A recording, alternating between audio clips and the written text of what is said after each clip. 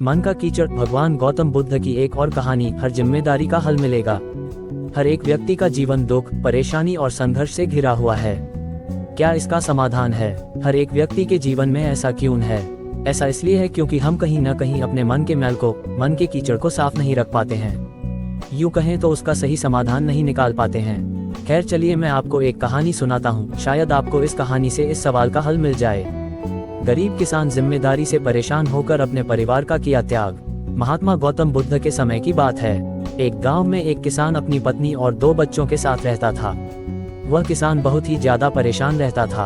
अपने 2 बच्चों और पत्नी की जरूरतों को पूरा नहीं कर पाता था। शायद यही उसकी परेशानी की सबसे बड़ी वजह थी। समय बीतता गया, उसकी परेशानियां परिवार की जरूरतों के साथ बढ़ती ही जा रही थी।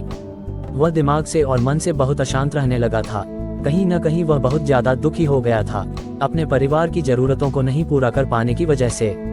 एक दिन उसने यह फैसला लिया कि वह अपने घर को, अपने परिवार को, अपने बच्चों को छोड़कर कहीं दूर चला जाएगा। अंततः वह मनहूस दिन और काली रात आ गई, जिस दिन वह अपने परिवार को, अपने बच्चों को, अपनी पत्नी को छोड़कर घर से कहीं दूर चला गया। वह किसान चलता ही गया, चलता ही गया।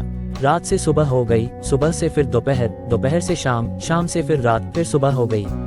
उस किसान की मन की पीड़ा इतनी ज्यादा थी कि उसके पैरों के छाले और पैरों से बह रहे खून के आगे फीके पड़ गए थे। ना भूख की चिंता, ना प्यास की चाह, बस चलता ही गया, चलता ही गया। आखिरकार जंगल में चलते चलते उसका शरीर इतना ज्यादा थक गया कि वह एक नदी के किनारे जाकर वह गिर पड़ा। कुछ घंटों बाद उस किसान को होश आया। वह बेचारा इतना ज्यादा प्यासा था कि तुरंत वह नदी के पास गया। जैसे ही वह पानी पीने के लिए हाथ पानी में डाला, उसे सामने नदी के उस पार कुछ लोगों का झुंड दिखाई दिया। उसने ध्यान से देखा तो उसे एक वृक्ष के नीचे महात्मा गौतम बुद्ध बैठे हुए नजर आए।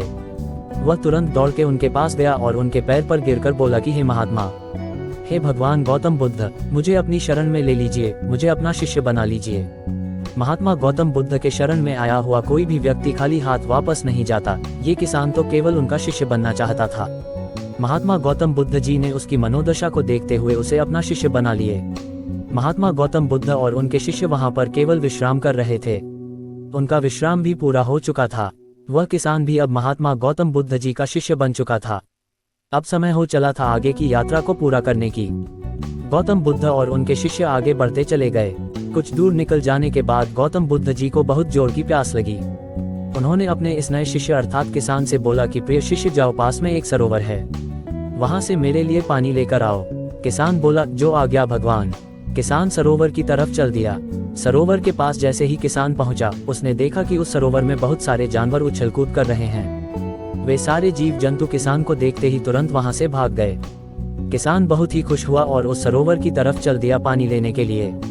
परंतु जैसे ही किसान सरोवर के पानी के तरफ हाथ बढ़ाया, उसने देखा कि पानी बहुत ही ज्यादा गंदा था। किसान निराश होकर वापस गौतम बुद्ध जी के पास आ गया। गौतम बुद्ध जी ने उससे पूछा, पानी कहाँ है? किसान ने दुखी भरे शब्दों के साथ कहा, हे भगवान, मैं जैसे ही उस सरोवर के पास पहुंचा तो मैंने देखा कि उस सरोवर में काफी सारे जीव जंतु उछल कूद कर रहे थे और उनके उछल कूद करने की वजह से उस सरोवर के जमीन के तल में बैठी हुई सारी गंदगी, सड़े हुए पत्ते उस पानी में घुल मिलकर एक कीचड़ का रूप ले लिए थे। यही कारण है कि मैं वह पानी लेकर नहीं आया, क्योंकि वह पानी नहीं कीचड़ हो चुका था। महात्मा गौतम बुद्ध जी उस किसान की बातों को समझ गए और मुस्कुराते हुए उन्होंने कहा कि मैंने तुमसे सरोवर का पानी मांगा था। मैंने यह नहीं कहा था कि पानी अगर गंदा हो तो पानी लेकर मत आना। उन्होंने अपने दूसरे शिष्य से अनुग्रह किया कि जाओ और सरोवर से पानी लेकर आओ। उनका दूसरा शिष्य निकल पड़ा पानी को लाने के लिए और कुछ देर पश्चात वह पानी लेकर वापस आ गया। आश्चर्य की बात तो ये थी कि दूसरे शिष्य द्वारा लाया हुआ पानी बिल्कुल साफ था। और उससे भी बड़ी असमंजस की बात यह थी कि सारे के सारे शिष्य बड़े ही आश्चर्यचकित हो गए कि यह करिश्मा कैसे हो सकता है, क्योंकि पहले शिष्य ने तो ये बताया था कि पानी कीचड़ हो गया था। महात्मा गौतम बुद्ध जी ने सारे शिष्यों को ये बताया कि जब सारे जीव जंतु उस पानी में उछल कूद कर रहे थे, तब उस दौरान उस सरोवर के पानी के तल में बैठी हुई सारी गंदगी, सड़े गले हुए पत्ते सब घुल मिलकर कीचड़ रूपी पानी का रूप ले लिए थे। परंतु जितने समय में प्रथम शिष्य किसान वापस आया और दूसरा शिष्य वापस गया, उतने समय में उन जीव जंतुओं के भाग जाने के पश्चात उस सरोवर का पानी धीरे धीरे शांत हो गया था।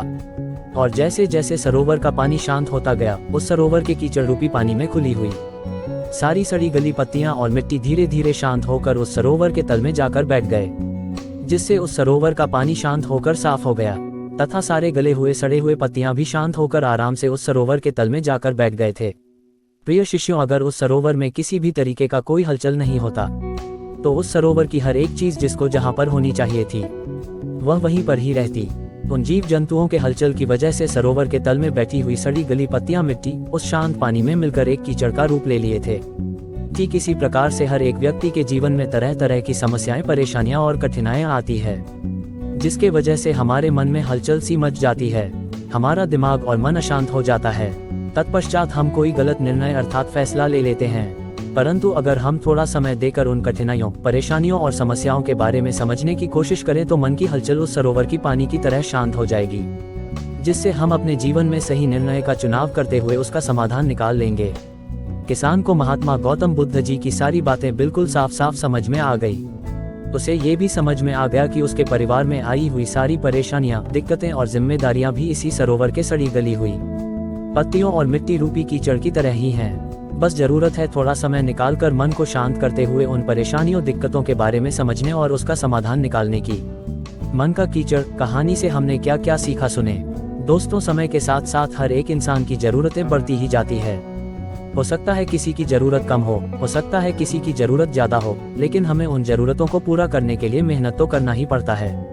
हाँ, यह जरूर है कि मेहनत करते वक्त हमें बहुत सारे कठिनाइयों और समस्याओं का सामना करना पड़ता है।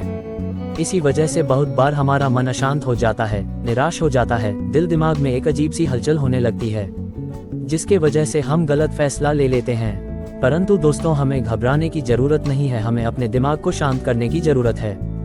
थोड़ा समय देकर इसके बारे में सोचने की जरूरत है। इसका समाधान कुछ न कुछ जरूर निकल आएगा। इसी बात पर कुछ सुने, दिमाग को शांत रखें, कोशिश करते रहें, मेहनत करते रहें। समय लगेगा लेकिन सफलता जरूर मिलेगी, क्योंकि सब्र का फल मीठा होता है। ऐसे ही और वीडियो देखने के लिए हमारे YouTube चैनल गोडिया टीवी को सब्सक्राइब और लाइक जरूर करें।